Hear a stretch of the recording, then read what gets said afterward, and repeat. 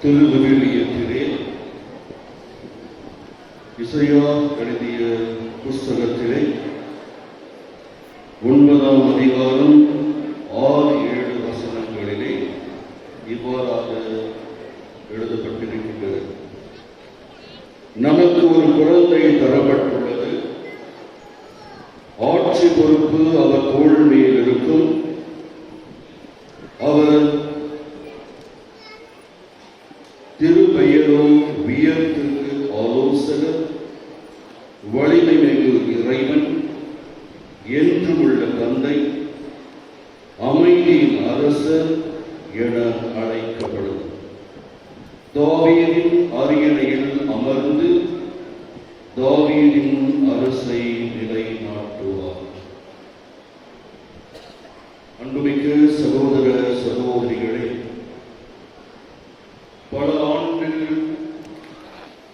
பல ஆண்டுகளாக ஜெபித்து கோரிக்கையிட்ட விண்ணப்பம் ஜெபமானது இன்று நிறைவேற்றப்பட்டிருக்கின்றது. நமக்கென்று ஒரு ஆயர் வேண்டும், நம்முடைய மேய்ப்பு பணிக்கு ஆயர் வேண்டும் என்று வேண்டுதலுக்கு இணங்கி ஆண்டவரும் செவி சாய்த்து, திருச்சபையும் செவி சாய்த்து, நம்முடைய பெங்களூர் மறை மாவட்டத்திற்கு 2 புதிய துணை ஆயர்களை கொடுத்திருக்கிறது. சத்தமாக கரங்களை கட்டி நாம் ஆண்டவருக்கு நன்றி செலுத்துகிறோம். ஆயர் ஆரோக்கிய சதீஷ் ராஜ் அவர்களும் ஆயர் ஜோசப் சூசைநாதன் அவர்களும். ஆயர் ஜோசப் சூசைநாதன் கோலார் தங்க வயலை சேர்ந்தவர். இப்படி சொல்லும்போது நமக்கு ஒரு ஆனந்தம், ஒரு சந்தோஷம். மீண்டுமாக கரங்களை கட்டலாமா?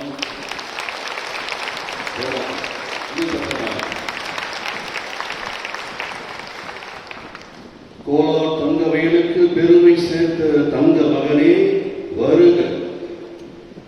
வெற்றி அன்னையின் ஆலயத்தில் திருமுழுக்கு பெற்ற திருமகனே வருக.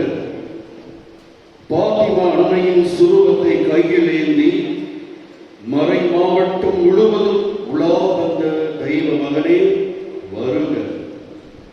விசுவாசம் சூசை மேரி என்னும் தம்பதியருக்கு 9வது குழந்தையாக பிறந்த நவமணியே வருக. ஆலயத்தில் ஆங்கிலத்தில் ஜோசப் எனவும் தமிழிலே சூசை எனவும் திருப்பெயரை தாங்கிய நாதனே வருக. அன்று ஆபிரகாம் விசுவாசத்தின் தந்தை என அழைக்கப்பட்டார். இன்று நம் வேதிக ஆயர் அப்பா விசுவாசத்தின் மகன் என அழைக்க பெற்றார். உபதேசியார் விசுவாசத்தின் மகனே வருக. கோலார் தங்க வயலின் மக்களின் விசுவாசத்தை காத்த அந்த விசுவாசத்தின் நாயகனாகிய நீ வருக. அன்று இஸ்ராயலுக்கு தாவீதை தேர்ந்தெடுத்து அருட்பொழிவு செய்த ஆண்டவர் இன்று எங்கள் மண்ணின் மைந்தரை தேர்ந்தெடுத்து ஆயரால் அபிஷேகம் செய்த நல்ல மெய்ப்பரை பின்தொடரும் எங்கள் ஆயரே வருக. இந்த மகிழ்ச்சி பொங்கும் நேரத்தில் இன்றைய முதல் வாசகத்தில் நானும் என் வீட்டாரும் ஆண்டவருக்கே ஊழியம் செய்வோம் என்னும் வசனம் இந்த கோலார் தங்க வயல் மண்ணிலே முழுமை அடைகின்றது. வானம் வில்லுக்கு வளைகாப்பு நடத்துகின்ற இந்த வேளையிலே கோலார் தங்க வயலின் அனைத்து குருக்களும் அருட்சகோதரிகளும் அனைத்து பங்கு மக்கள் சார்பாக உங்களை வாழ்த்தி வரவேற்கின்றோம். உங்கள் பணி சிறக்க வாழ்த்துகின்றோம். தொடர்ந்து இந்த திருப்பலியில் ஒப்பு கொடுத்து மன்றாடுகின்றோம். நீங்களும் எங்களுக்காக, கோலார் தங்க வயலுக்காக மற்றும் நம்முடைய மறை மாவட்டத்திற்காக ஜெபிக்க உங்களை அன்போடு வாழ்த்தி ஆண்டவர் திருநாமத்திலே வரவேற்கின்றோம்.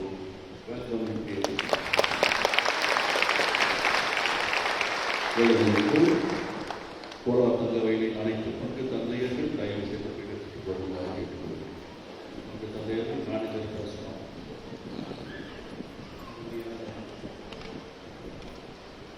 அருமையான வார்த்தைகளில் என்னை வரவேற்று இந்த கேஜிஎஃப் மாறிவட்ட தலைவர் அவர் தந்தை ஜெரோம் அவர்களுக்கு நன்றிகள். அனைவர் எழுந்திருக்கவும். தந்தை மகன் தூயாவியாரின் பெயராலே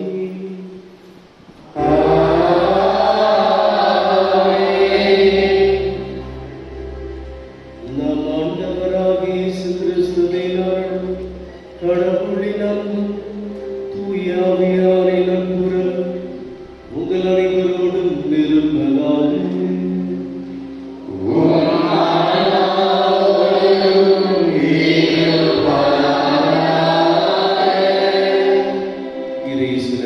சகோதர சகோதரிகளே, இந்த அருமையான நாளில் திருப்படத்தில் நந்தி திருப்பலியை நிறைவேற்றுவதில் மிக மகிழ்ச்சி அடைகின்றேன். ஆயர்களோடும் முதன்மை குருக்களோடும் அனைத்து இங்கே குழுமிருக்கின்ற குருக்களோடும் சேர்ந்து கன்னியர்கள் மற்றும் பங்கின் மக்கள் கோலா தங்கவையிலிருந்து வருகை தந்திர அனைத்து உள்ளங்களுக்கும் விசேஷ விதத்தில் என்னுடைய உளமார்ந்த வரவேற்பு. இந்த திருப்பலிக்கு இன்றைய திருப்பலியை நிறைவேற்றுகின்ற சமயத்தில் என்னுடைய மனங்களுக்கு என்னுடைய உள்ளத்திலே பல எண்ணங்கள் எழுகின்றன. அவைகள் மிகவும் சிறந்த ஒரு எண்ணமாக இருப்பது, இறைவா உமக்கு நன்றி. எளிய ஒரு குடும்பத்திலே பிறந்து ஆனால் விசுவாசத்திலே சிறந்து விளங்கிய விசுவாச அப்பா என்று சொன்னால் ஈஜத்துக்கே தெரியும். தந்தை சூசிநாத் என்றால் தெரியாது. அவ்வாறு இருக்கையில் அவருடைய தந்தை, என்னுடைய தந்தை, என்னுடைய தாய் மற்றும் குடும்பத்தினர் கட்டி வளர்ந்த விசுவாசத்தில் தொடர்ந்து வளர்ந்து இன்று இறைவன் ஆய நிலைக்கு என்னை அழைத்திருக்கிறார் என்றால் நான் மிக்க மகிழ்ச்சியடைகின்றோடு சேர்ந்து இறைவனின் மகிழ்ச்சியோடு நந்தி திருப்பலி அர்ப்பணிக்க அழைக்கின்றேன். சகோதர சகோதரிகளே, இத்திருப்பலியை நாம் தூய உள்ளத்துடன் இறைவனுக்கு கொடுக்க தகுதி பெறும் பொருட்டு நம் பாவங்களை ஏற்றுக்கொள்வோம். எல்லாம் உள்ள இறைவனிடமும்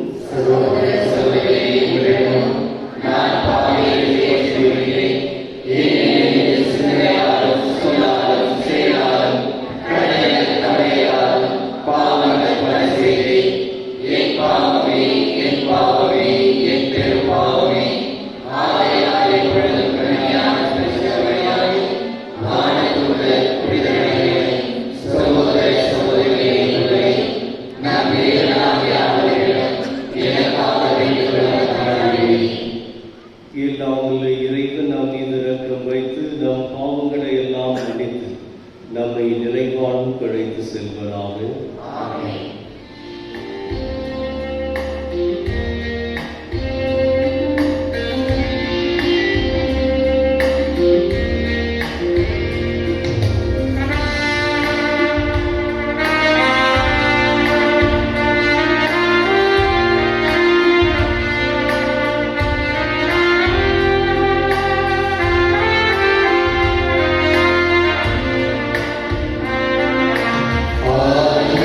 Amen.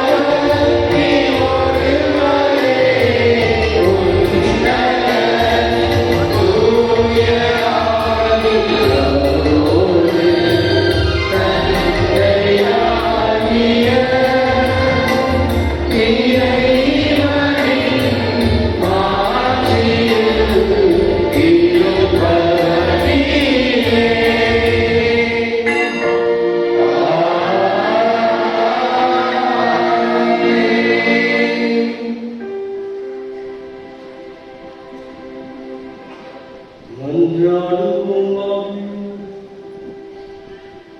இறைவா நம்பிக்கையாளரே, இன்றும் ஆயரே, உமது திராமையில் பற்பல வகைகளில் அன்புடன் பேணி காத்தாண்டு வருகின்றேன். அதனால் மக்களுக்கு குருமானதாக நியமிக்கப்பட்டுள்ள ஆயராகிய என்னை நமது மந்தைக்கு கிறிஸ்துவின் பெயரால் தலைமை தாங்கி போதனைகளில் உண்மையுள்ள ஆசிரியராகவும் புனித வழிபாட்டின் குருவாகவும் ஆண்டு நடத்தும் பணியாளராகவும் விளங்கினார்கள் புரிவீராக. உம்மோடு பரிசுத்த ஆவியை என்றென்றும் வாழ்ந்து ஆட்சி செய்யும் எங்கள் ஆண்டவர் உம் திருமகனுமாகிய கிறிஸ்து வழியாக உம்மை மன்றாடுகிறோம்.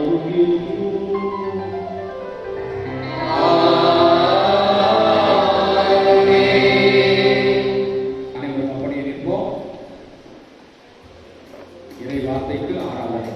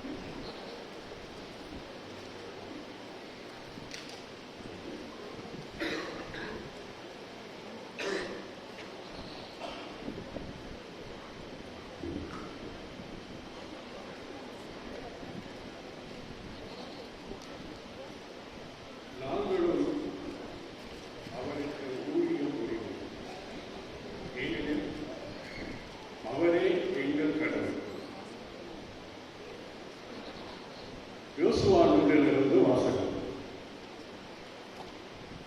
அந்நாட்களில் செக்கேமில் யோசுவா இஸ்ராயேலின் எல்லா குலங்களையும் ஒன்று கூட்டினார். இஸ்ராயேலின் முதல்வர்களையும் தலைவர்களையும் நடுவர்களையும் அதிகாரிகளையும் அழைத்தார். அவர்கள் கடவுள் முன்னிலையில் ஒன்று கூடினர். யோசுவா எல்லா மக்களுக்கும் கூறியது, ஆண்டவருக்கு ஊழியம் புரிவது தீயது என்று உங்கள் பார்வைக்கு தோன்றினால், உங்கள் மூதாதையர் நதிக்காப்பால் பணித்து வந்த தெய்வங்களுக்கோ, உங்கள் நாட்டில் உங்களுடன் வாழும் தெய்வங்களின் தெய்வங்களுக்கோ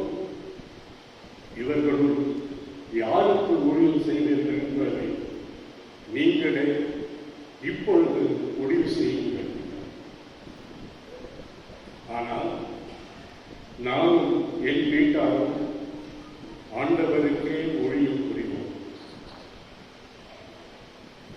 மக்கள் மறுமொழியாக ஆண்டவரை கைவிட்டு வேறு தெய்வங்களை வணங்குவது எங்களிடத்தே அறவே நிகழாக இருப்பதாக. ஏனெனில் எங்கள் கடவுளாகிய ஆண்டவர் எங்களையும் எங்கள் மூதாதையரையும் அடிமைத்தன வீடாகிய எகிப்து நாட்டிலிருந்து வெளியே கொண்டு வந்தார். எங்கள் கண்முன் இப்பெரிய அடையாளங்களை செய்தார். நாங்கள் நடந்து வந்த எல்லா வழிகளிலும், நாங்கள் கடந்து வந்த மக்களிலும் எங்களை காத்தருளினார். நாங்களும் ஆண்டவருக்கு ஊழியம் புரிவோம், ஏனெனில் அவரே எங்கள் கடவுள் என்றது. ஆண்டவரே அருள்வாக்கு.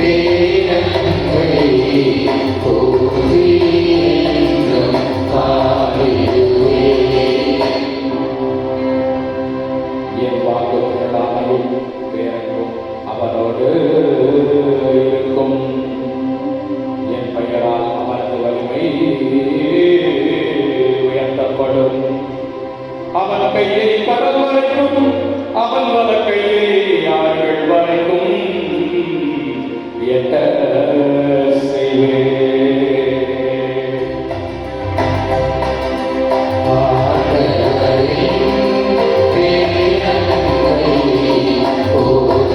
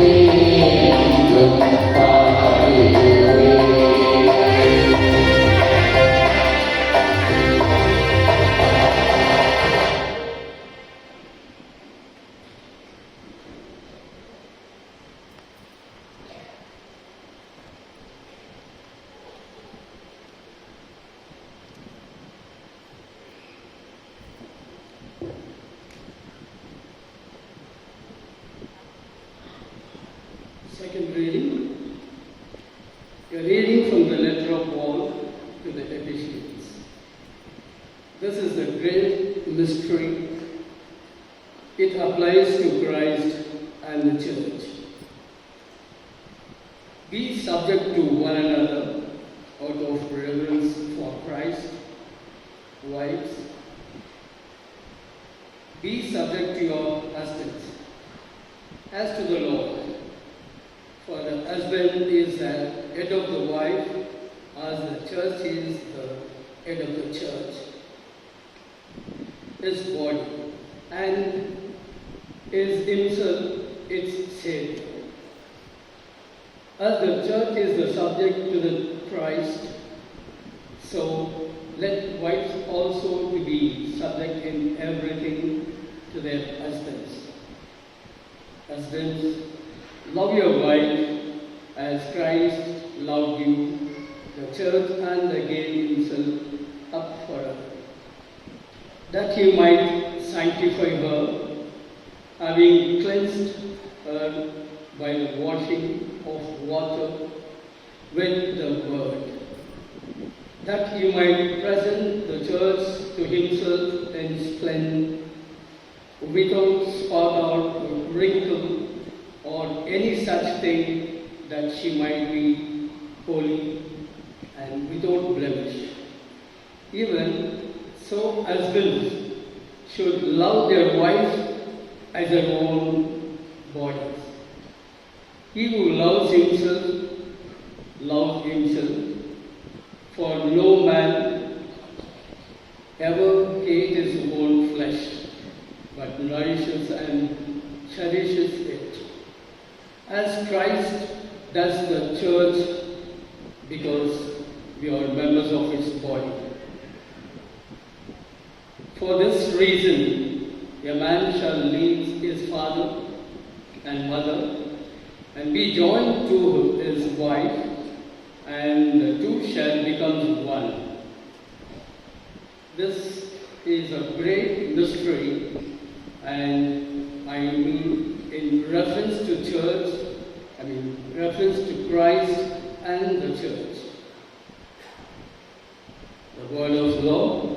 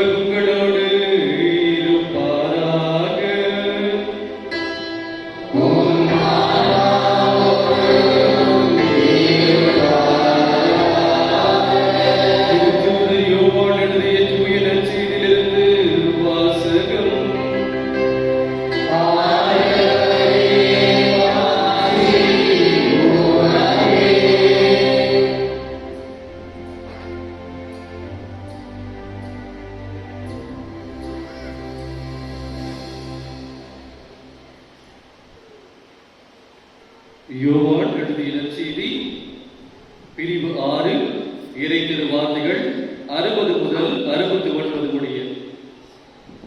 அக்காலத்தில் இயேசு சொல்வதை கேட்டு அவருடைய சீடர் பலர், இதை ஏற்றுக்கொள்வது மிக கடினம், இப்பேச்சை இன்னும் கேட்டுக்கொண்டிருக்க முடியுமா என்று பேசிக் கொண்டனர். இது பற்றி தம் சீடர் முணுமுணுப்பதை இயேசு உணர்ந்து அவர்களிடம், நீங்கள் நம்புவதற்கு இது தடையாயிருக்கிறதா? அப்படியானால் மானிட மகன் தாம் முன்பு இருந்த இடத்திற்கு ஏறி செல்வதை நீங்கள் கண்டால் அது உங்களுக்கு எப்படி இருக்கும்? வாழ்வு தருவது தூய ஆவியே, ஊனி எலும்பு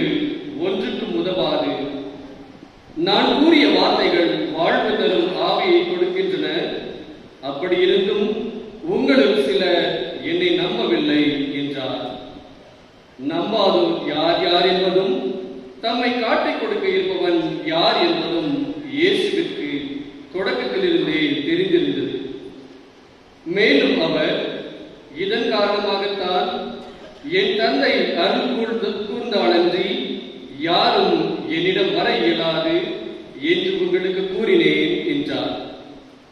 அன்றே இயேசுவின் சீடருள் பலர் அவரை விட்டு விலகினர். அன்று முதல் அவர்கள் அவரோடு சேர்ந்து செல்லவில்லை. இயேசு 12 சீடரிடம், நீங்களும் போய்விட நினைக்கிறீர்களா என்று கேட்டார். சீமோன் பேதுரு மறுமொழியாக, ஆண்டவரே, நாங்கள் யாரிடம் போவோம்? நிலை வாழ்வு அளிக்கும் வார்த்தைகள் உம்மிடம்தானே உள்ளன. நீரே கடவுளுக்கு அர்ப்பணமானவர் என்பதை நாங்கள் அறிந்து கொண்டோம், அதை நம்புகிறோம் என்றார். ஆண்டவரின் அருள்வாக்கு.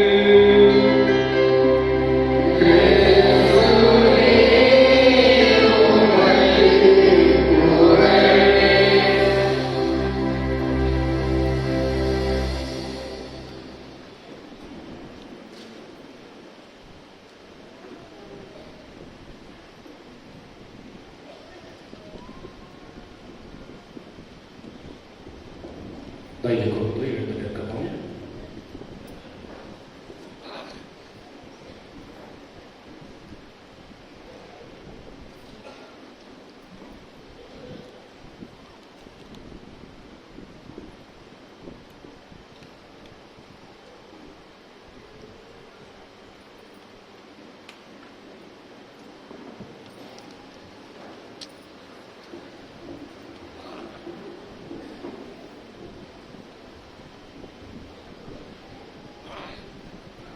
கிறிஸ்து இயேசுவில் என் அன்புக்குரிய சகோதரிகளே, சகோதரரே, இன்று நம் அனைவருக்கும் மகிழ்ச்சியான நாள். காரணம், நம்முடைய மண்ணின் மைந்தர் கோலால் தங்கவயலின் தங்க மகன் அருள் பணியாளர் சூசைநாதன் அவர்கள் நேற்று பெங்களூரு உயர் மறை மாவட்டத்தினுடைய இணை ஆயராக பொறுப்பேற்றார், தன்மைப்படுத்தப்பட்டார். இது அவருக்கு மட்டுமல்ல, தங்க வயலில் வாழ்கின்ற நமக்கு மட்டுமல்ல, பெங்களூர் மறை மாவட்ட கிறிஸ்தவர்கள் அனைவருக்கும், சிறப்பாக தமிழ் கிறிஸ்தவர்களுக்கு கிடைத்த பெருமை என்று நாம் சொல்லலாம். எனவேதான் வரலாறு சிறப்புமிக்க இந்த ஒரு நிகழ்வை இன்று மகிழ்ச்சியோடு கொண்டாடுகிறோம். அதற்காக இறைவனுக்கு நன்றி செலுத்த நாம் இங்கே கூடி வந்திருக்கின்றோம். ஆயர்களுடைய பணிகளை பற்றி சொல்லுவார்கள், போதித்தல், புனிதப்படுத்துதல், வழி நடத்துதல் என்று. இதன் பின்னணியிலே 3 பண்புகளை, ஒரு ஆயருக்கு இருக்க வேண்டிய பண்புகள் பற்றி காலத்தின் அருமை கருதி மிக சுருக்கமாக உங்களோடு பகிர்ந்து கொள்ள விரும்புகின்றேன். முதலாவதாக, ஒரு ஆயருக்கு இருக்க வேண்டிய பண்பு ஆடுகளின் வாசனை. சிறுமி யூதித் ஒரு முறை திருத்தந்தை பிரான்சிஸிடம் ஒரு கேள்வி கேட்டார். நீங்கள் திருத்தந்தையாக இருப்பதை விரும்புகிறீர்களா என்று கேட்டார். அதற்கு திருத்தந்தை சொன்னார், திருத்தந்தையாக இருப்பது என்னுடைய சொந்த விருப்பம் அல்ல, இது இறைவனுடைய விருப்பம், இறைவனுடைய அழைத்தல். ஆனால் என்னுடைய சொந்த விருப்பம் சாதாரண ஒரு பங்கிலே சாதாரண மக்களோடு இருந்து அவர்களுக்கு பணி செய்வதுதான் என்று அவர் அழுத்தம் திருத்தமாக கூறினார். சாதாரண மக்களோடு இருந்து அவர்களுடைய வாழ்வின் இன்ப துன்பங்களிலே பங்கு கொண்டு, அதே நேரத்திலே அவர்களுடைய பிரச்சனைகள், போராட்டங்களை பற்றி சிந்தித்து அவர்களை தட்டி கொடுப்பது, அவர்களை ஊக்குவிப்பதுதான் ஒரு ஆயருக்கு இருக்க வேண்டிய கடமை என்பதை திருத்தந்தை பிரான்சிஸ் வலியுறுத்தி சொல்லுகிறார். இதை வலியுறுத்தும் பொருட்டுதான் ஆடுகளின் வாசனை என்கிற ஒரு தொடரை அவர் கையாளுகிறார் என்பதை உங்களுடைய நினைவுக்கு கொண்டு வர விரும்புகிறேன். நம்முடைய ஆயர் சூசைநாதன்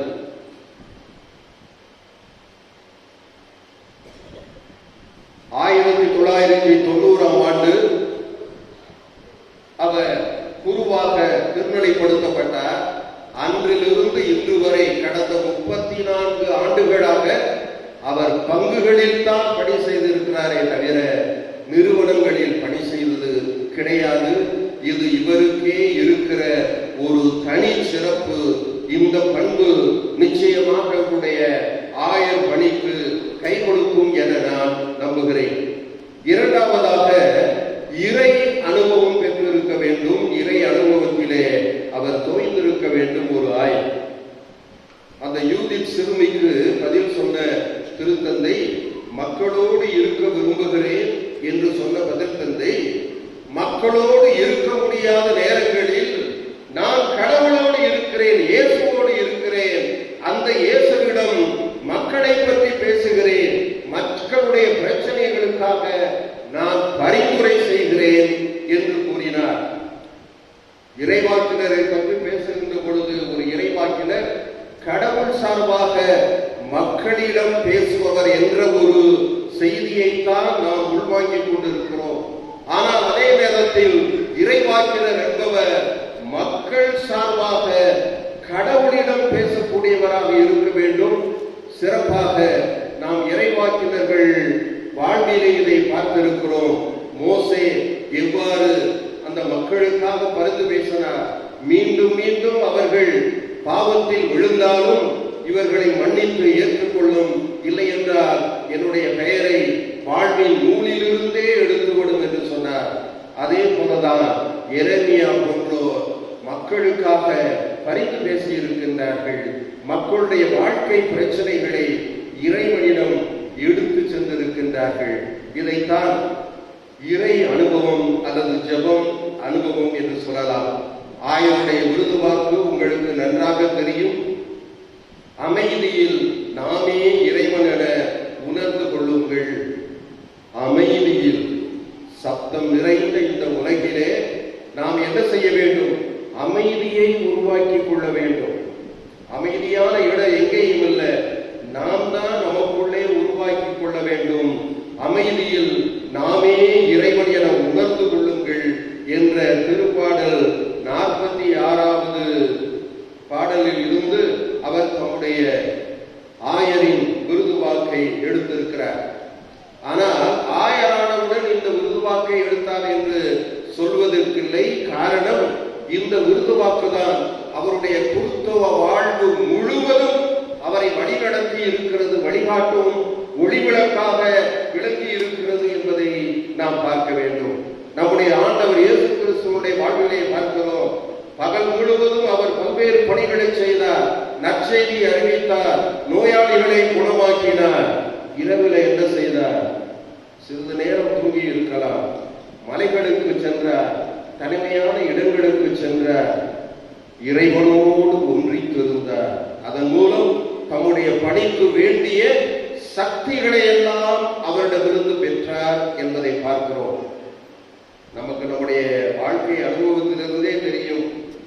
எவ்வளவு விலை உயர்ந்த கைபேசியாக இருந்தாலும் அது அவ்வப்போது சார்ஜ் பண்ணினால்தான் அதனால புண்ணியம் உண்டு, இல்லாட்டா அது புண்ணியம் இல்லை. இது போலதான் நாமும் அந்த இறை அனுபவத்தின் மூலம், ஜப அனுபவத்தின் மூலம் இழந்த நம்முடைய ஆற்றலை மீண்டும் பெற்று ஆற்றல் படுத்தப்பட்டு புத்தெழுச்சி பெற்றவர்களாக இருந்தால்தான் நாம் நம்முடைய பணியை சிறப்பாக தொடர முடியும் என்பதுதான் அந்த ஆயர் சூதைநாதனுடைய அனுபவமாக, இறை அனுபவமாக இருந்திருக்கிறது. நான் என்னுடைய மாணவர் அவர். அதிலிருந்து இன்று வரை நண்பர்களாக நாங்கள் பழகி இருக்கிறோம். அவர் ஒரு இறை மனிதர், ஜெப மனிதர் என்று சொல்லலாம். அதைவிட உங்களுக்கு நன்றாக தெரியும், பாத்திமா அன்னையினுடைய பக்தர். அந்த அன்னையினுடைய இறை அனுபவத்தை, மனப்பான்மையை, மனப்பாங்கை உள்வாங்கியவர். மரியாவோ இந்நிகழ்ச்சிகளை எல்லாம் தம்முடைய உள்ளத்தில் இருத்தி சிந்தித்து வந்தார். அது ஒரு இறை அனுபவம், அது ஒரு ஜெப அனுபவம். இன்னும் சிறப்பாக சொல்ல வேண்டும் என்றால், அவருடைய பெயர் பூண்ட பாதுகாவலர் புனிதர் யார்? புனித சூசையப்பர். அந்த சூசையப்பரை போல் அமைதியானவர். அதனால் தான் அமைதியில் நாமே இறைவன் என உணர்ந்து கொள்ளுங்கள் என்று தம்முடைய விருது வாக்கை எடுத்திருக்கின்றார்.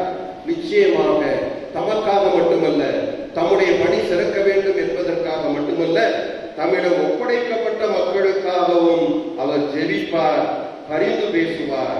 இதை ஒரு கடமையாக மட்டும் செய்ய மாட்டார்.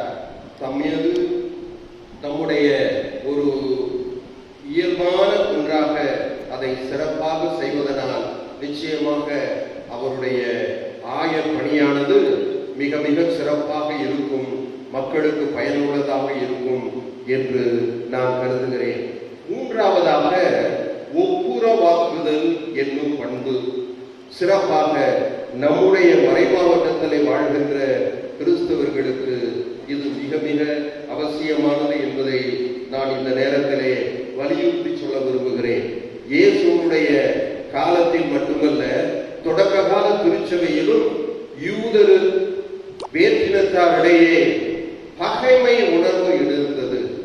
அதை தடை சுவர் என்று பவுலடியார் சொல்லுகிறார். யூதர்கள் கடவுளால் தேர்ந்தெடுக்கப்பட்ட மக்கள், மற்றவர்களெல்லாம் பாவிகள் என்று அவர்களை பழித்தார்கள், அவர்களை வெறுத்தார்கள். இத்தகைய வெறுப்புணர்வுக்கு நம்முடைய நாட்டிலே இன்று பஞ்சமே இல்லை. கிறிஸ்தவர்கள் என்கிற காரணத்தினால், சிறுபான்மையினர் என்கிற காரணத்தினால் நாம் எல்லாம் வெறுக்கப்படுகிறோம், பழிக்கப்படுகிறோம் என்பது உங்களுக்கு நன்றாக தெரியும். இப்படிப்பட்ட ஒரு சூழலிலே பவுலடியார் இயேசுவினுடைய பணியை எப்படி பார்க்கிறார் என்றால், இரு இணைத்தாரையும் இணைத்து வைத்தவர் என்ற ஒரு கருத்தை எபேசியர் திருமுகத்திலே அருமையாக சொல்லுகிறார்.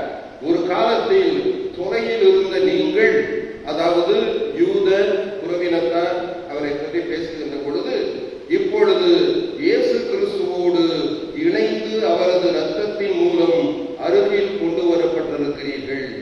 ஏனெனில் அவரே நமக்கு அமைதி அருள்பவர், அவரே இரண்டு இனத்தவரையும் பிரித்து நின்ற பகைமை என்னும் தடை சுவரை தகர்த்தெறிந்தார். இருவரையும், இரு இனத்தாரையும் ஒற்றுமைப்படுத்தினார் என்று அவர் கூறுகின்றார்.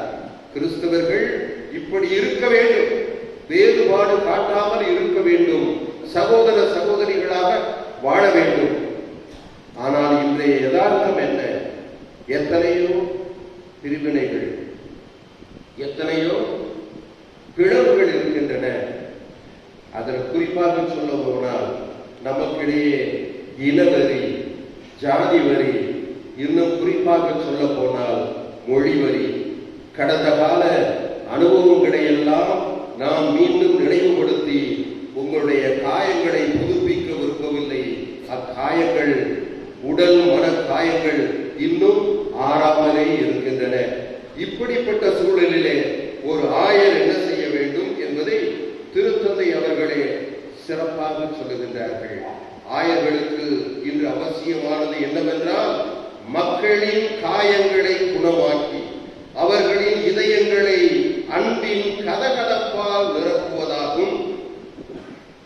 அதாவது எல்லாரையும் அரவணைத்து செல்லுகின்ற, எல்லாரையும் ஒன்றுபடுத்துகின்ற ஒரு பண்பாகத்தான் ஒரு ஆயருக்கு இருக்க வேண்டுமே தவிர, எனது மக்கள் என்கிற அந்த ஒரு குறுகிய கண்ணோட்டம் இருக்கக்கூடாது என்பதைத்தான் திருத்தந்தை வலியுறுத்தி சொல்லுகின்றார். நிச்சயமாக ஆயர் சூசைநாதன் அவர்கள் என்னுடைய தமிழ் கிறிஸ்தவர்கள் என்கிற ஒரு நிலையையும் கடந்து எல்லாரையும் தம்முடைய சகோதர சகோதரிகளாக அரவணைத்து செல்லுகின்ற பொழுது நிச்சயமாக அவருடைய பணி சிறப்பாக இருக்கும். இது சவால் நிறைந்த பணி, துன்பம் நிறைந்த பணி, இன்னும் சொல்ல போனால் கடினமான பணி. ஆனால் இத்தகைய பணியை செய்வதற்காகத்தான் ஆண்டவர் இயேசு சூசைநாதன் அவர்களை ஆயராக அழைத்திருக்கிறார். நம்முடைய மண்ணின் மைந்தரை ஆயராக அழைத்திருக்கிறார். எனவே பெங்களூர் திரு அவையின் ஒட்டுமொத்த நலனை முன்னிலைப்படுத்தி அவர் துணிவோடு செயல்படுவார் என்கிற எதிர்பார்ப்பு நம் அனைவருக்கும் இருக்கிறது. நிச்சயமாக கடவுளின் துணையை நம்பி இந்த ஒரு பணியை அவர் ஏற்றிருக்கின்றார். கடவுளுடைய துணையோடு இந்த ஒப்புரவாக்கும் பணியை, குணப்படுத்தும் பணியை பெங்களூர் கத்தோலிக்க கிறிஸ்தவர்கள் மத்தியிலே இருக்கின்ற அந்த காயங்களை எல்லாம் ஆற்றி அவர்களை சரியான வழியிலே வழிநடத்தும் பணியை அவர் செய்வார் என்கிற நம்பிக்கையோடு நாம் அவரை வாழ்த்துவோம், அவரை பாராட்டுவோம். எல்லாவற்றுக்கும் மேலாக இந்த திருப்பலியில் மட்டுமன்று, நம்முடைய மைந்தர், நம்முடைய பெயரை வெளியே எடுத்து செல்லக்கூடிய, பெருமை சேர்க்கக்கூடிய அந்த மனிதர் என்கிற முறையில தொடர்ந்து அவருக்காக ஜெபிப்போம். ஆமென்.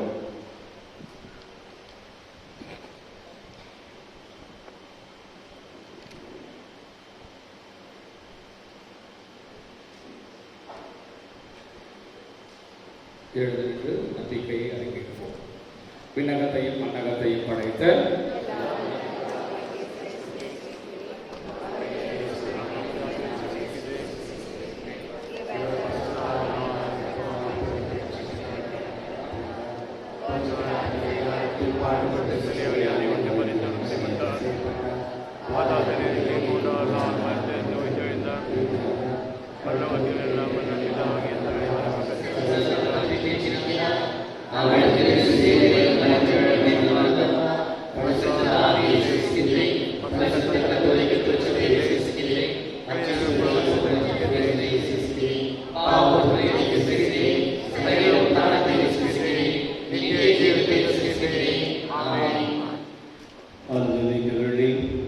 இன்றும் நம்மோடு வாழ்கின்ற இறைவன் நமது தேவைகள் அனைத்தையும் நிறைவேற்றுவார். இந்த நம்பிக்கை நிறைந்த மனதோடு நமது மன்றாட்டுகளை அவரது திருமுன் சமர்ப்பிப்போம். நீங்கள் பாட வேண்டிய பதில்: ஆண்டவரே எங்கள் மன்றாட்டை கேட்டருளும்.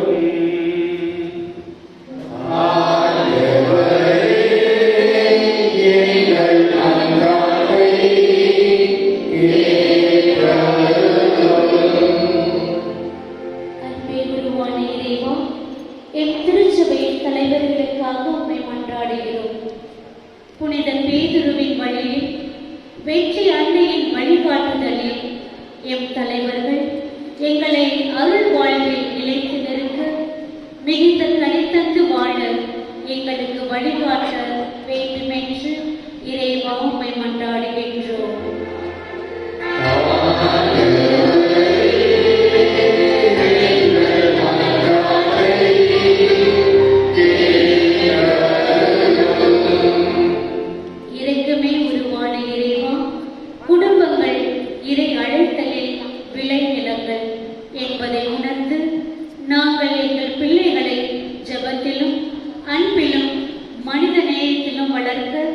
அவர்களை தாராள உள்ள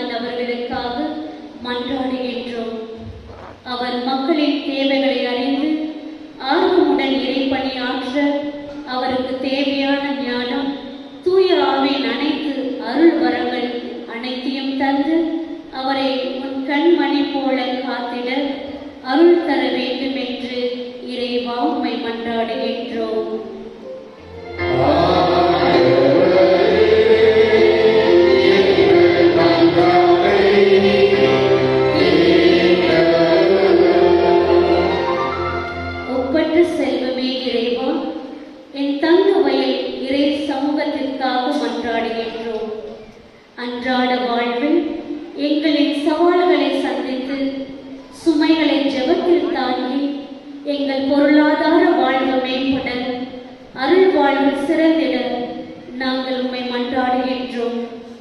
அன்னையைப் போல நாங்களும் அன்பு, தாழ்ச்சி, பிறநல சேவை இவைகளில் சிறந்து விளங்க அருள் தர வேண்டும் என்று இறைவா உம்மை மன்றாடுகின்றோம்.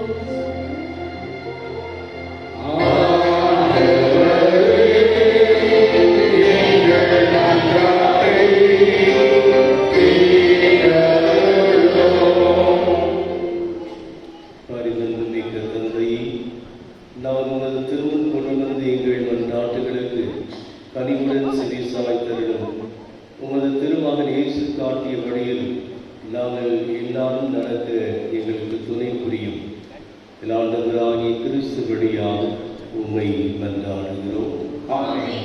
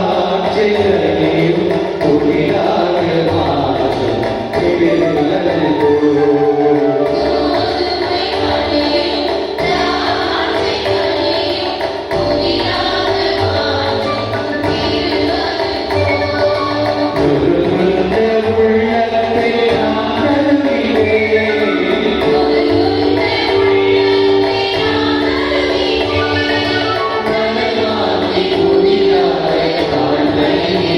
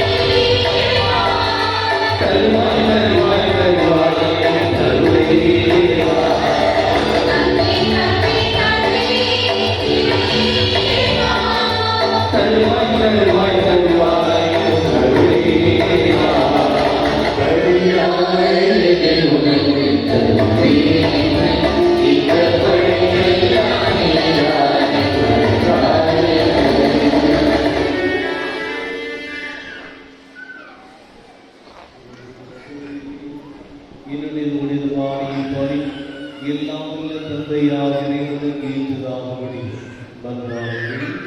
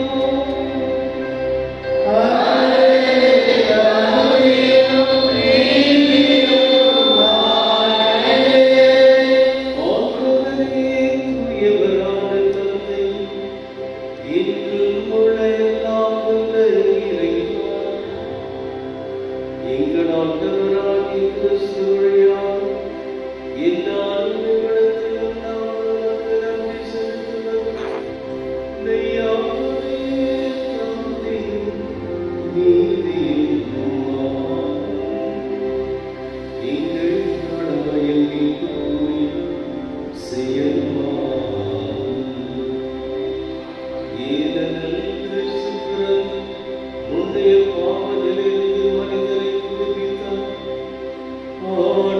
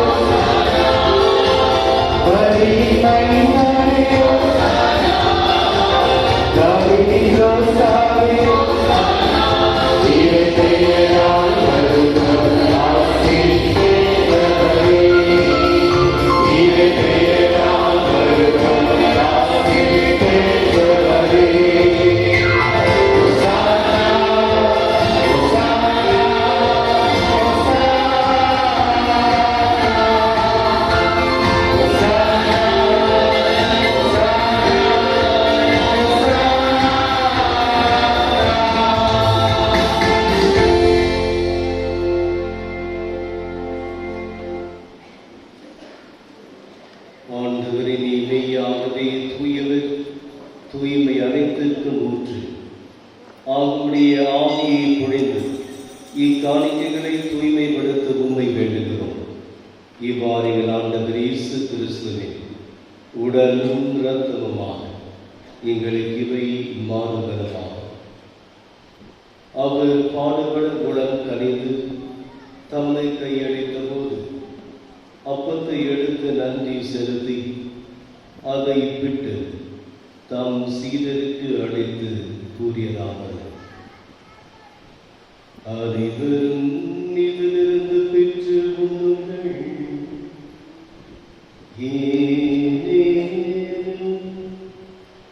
இது உங்களுக்காக கையளிக்கப்படும் என் உடல்.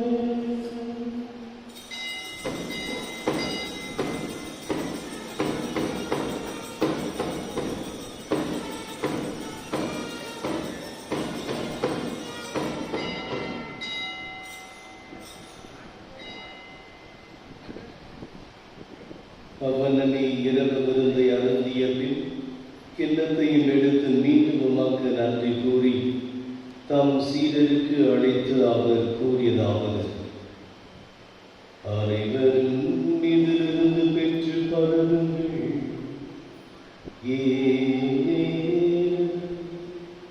இது புதிய நிலையான உடன்படிக்கைக்குரிய என் இரத்தத்தின் கிண்ணம். இது பாவமன்னிப்புக்கென்று உங்களுக்காக பலருக்காகவும் சிந்தப்படும். இதை என் நினைவாக செய்யுங்கள்.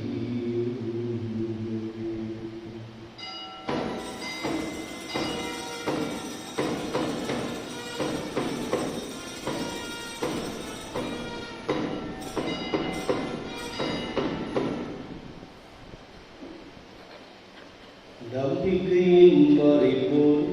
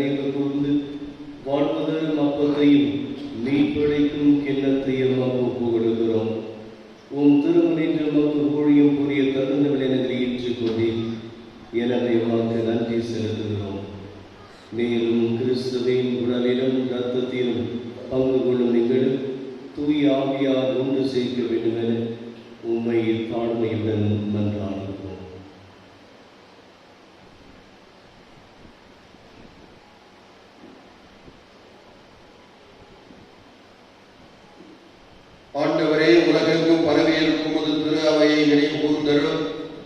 எங்கள் திருத்தந்தை பிரான்சிஸ், எங்கள் பேராயர் பீட்டர் மச்சாடோ, துணை ஆயர்கள் சூசைநாதன், ஆரோக்கிய சதீஷ்குமார், எல்லா திருநிலையினராகிய அனைவரோடும் ஒரு திரு அவை அன்பில் நிறைவேற செய்தருளும். மேலும் உயிர்த்தலும் எதிர்நோக்குடன் துயில் கொள்ளும் எங்கள் சகோதர சகோதரிகளையும் இறந்தோர் அனைவரையும் இரக்கத்துடன் நினைவு கூர்ந்து உமது திருமுக ஒளியும் ஏற்றருளும். எங்கள் அனைவர் மீதும் இரக்கமாயினும். கடவுளின் கண்ணீர் தாயான புனித மரியா, அவருடைய கணவரான புனித யோசேப்பு, புனித திருத்தூதர்கள், இவ்வுலகில் உமக்கு உகந்தராயிருந்தோர் ஆகிய புனிதர் அனைவரோடும் நாங்களும் நிலை வாழ்வில் பங்கு கொள்ளும் தகுதி பெறுன்று திருமகன் இயேசு கிறிஸ்து வழியாக உம்மை புகழ்ந்தே துவரமல்ல உம்மை மன்றாடுகின்றோம்.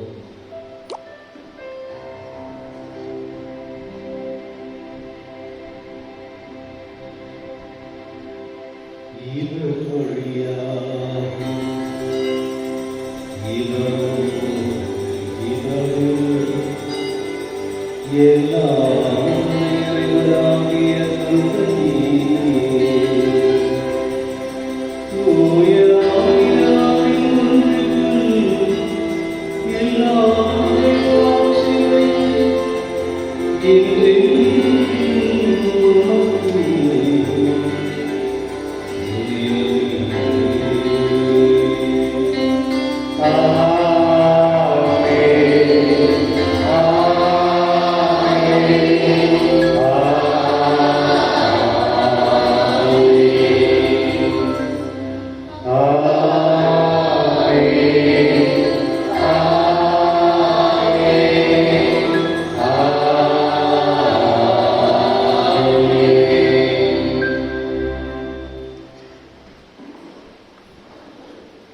மீட்பரின் கட்டளையால் கற்பிக்கப்பட்டு இறை படிப்பனையால் பயிற்சி பெற்ற நாம் துணிந்து சொல்வோம்.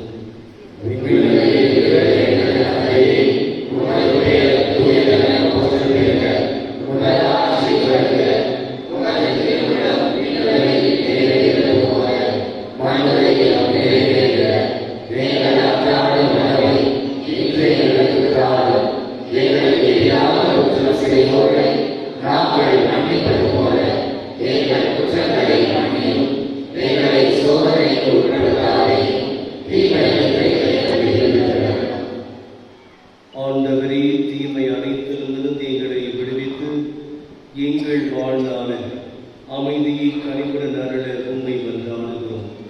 உமது இரக்கத்தின் உதவியால் நாங்கள் பாவத்திலிருந்து எப்பொழுதும் விடுதலை பெற்று யாதொரு கலக்கமின்றி நலமாய் இருப்போமாக. நாம் எதிர்நோக்கியிருக்கும் பேரின்பத்திற்காகவும் எம் மீட்பரால் இயேசு கிறிஸ்துவின் வருகைக்காகவும் காத்திருக்கின்றோம்.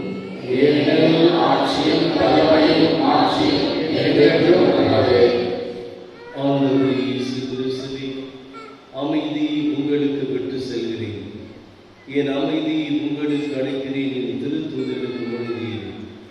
எங்கள் பாவங்களை பாராது உமது திரு அவையின் நம்பிக்கையை கண்ணோக்கி உமது திருவுலத்திற்கேற்ப அதற்கு அமைதியும் ஒற்றுமையும் வழித்தருகிறாக என்றென்று வாழ்ந்து ஆட்சி செய்கின்ற வழியிலே ஆண்டவருடைய அமைதி உங்களோடு என்றும் இருப்பதாக.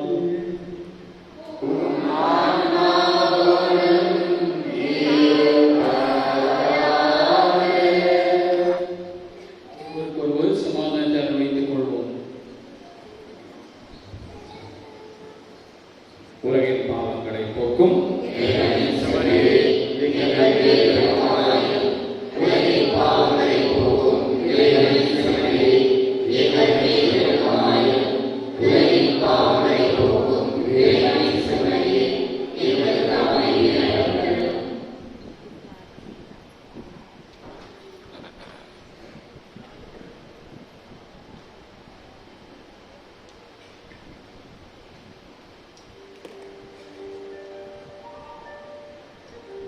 இதோ இறைவனின் செம்மறி, இதோ உலகின் பாவங்களை போக்குபவர். செம்மறியின் விருந்துக்கு அழைக்க பெற்றோம், பேறு பெற்றோம்.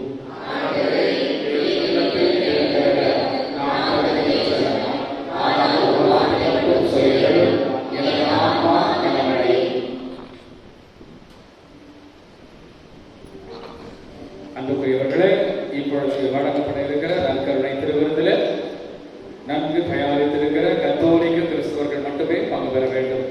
வேறு சபையினரோ வேறு மதத்தினரோ இங்கே இருந்தால் தயவு செய்து நீங்கள் இருக்கிற இடத்திலிருந்து ஜெபிக்கும்படி அன்போடு கேட்டுக்கொள்ளப்படுகிறீர்கள். My dear brothers and sisters, the communion which is distributed here now is only for Catholics who have prepared themselves well. People from other denominations or other religion, if you are there, please stay in your respective places and pray. ಪ್ರಿಯರೇ, ಈಗ ಕೊಡಲಾಗುವ ಈ ಪರಮ ಪ್ರಸಾದವನ್ನು ಸ್ವೀಕರಿಸಲು ಕತ್ತೋಲಿಕ ಕ್ರೈಸ್ತರು ಮಾತ್ರ ಮುಂದೆ ಬರಬೇಕು. ಬೇರೆ ಧರ್ಮಕ್ಕೆ ಸೇರಿದವರಿದ್ದರೆ ದಯವಿಟ್ಟು ನೀವು ಇರುವ ಜಾಗದಲ್ಲೇ ಇದ್ದು ಪ್ರಾರ್ಥನೆ ಪ್ರಾರ್ಥಿಸಬೇಕಂತ ವಿನಂತಿ.